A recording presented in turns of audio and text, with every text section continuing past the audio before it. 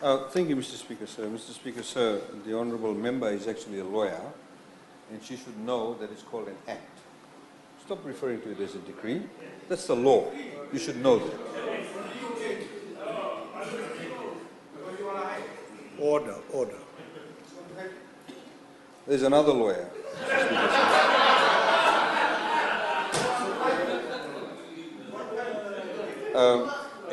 Mr. Speaker, sir, if the honourable member wanted to ask a question on the Mahogany Industry Act, she should have asked a question on the Mahogany Industry Act.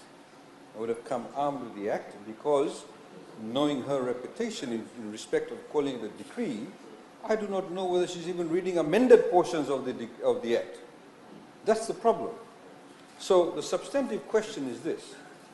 The formula that is applied, who is that formula determined by? Who approves the formula? The formula is determined by the lessor, which is TLTB in this case. Recently, there was a lease renewal for some land in Sawakasa in Tailevu.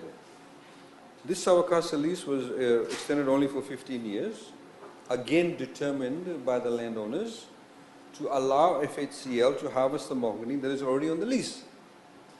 Now, if it was FHCL's way, which she is intimating, they would have got a longer lease.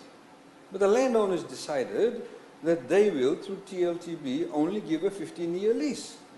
They've only extended for 15 years, and in fact, the harvesting of that will start tomorrow, the 15th of May.